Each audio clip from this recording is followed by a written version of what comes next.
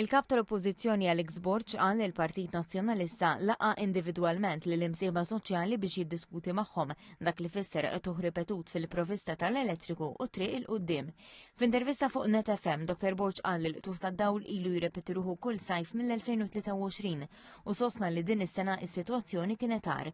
Huwa refera l-rapport tal-Awditur Ġenerali dwar is-sitwazzjoni fl-2023 u argumenta li l-ħtieġa għal aktar investiment fl-infrastruttura tad-distribuzzjoni kienet ilha magħrufa. Ikkritika lil Ministru Mirjam Dalli għal mod kif skontu qed titfa' responsabilità fuq amministrazzjonijiet nazzjonalisti ta' snin ilu. Dr. Borg rabat il-pressjoni fuq l-infrastruttura wkoll mal-kwalità tal-ilma f'ċertu bajjiet. B'reazzjoni għal rapport fuq it-Times huwa sema l-bajja ta' San George li qal li fl-2009 kienet ingħatat il-Blue Flag, iżda llum qal qed taffaċċja problemi ta' tniġġis.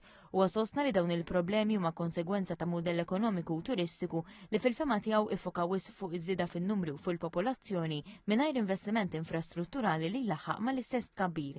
Qal li pajjiż li jiddependi ħafna fuq it-turiżmu ma jistax ikollu sitwazzjonijiet fejn turisti jiġu Malta l-baħar u skontu isibu bajjiet imniġsa. Fl-istess intervista Dr. Borg tkellem ukoll dwar żierat li jagħmel għand negozji u ħaddiema fl-aħħar jiem. Qal li fost it-ħassib li tqajjem miegħu kien hemm il-parallel trading, il-burokrazija marbuta ma' reklutaġġ ta' ħaddiema barranin u l-ħtieġa ta' proċess aktar maġġel għal kumpaniji li jiddependu fuq dawn il-ħaddiema. Fawdex qal li negozji jitkellmu miegħu dwar dak li qisu bħala unfair trading fil-waqt li bdiewa għajmu diffikultajiet dwar il-provvista ta' New Water. Dr. Borg qal li fil-waqt li l-iskema hija pożittiva hemm bżonn garanzija ta' provvista fidabbli u aktar aċċess dirett għal fondi Ewropej għal bdiewa.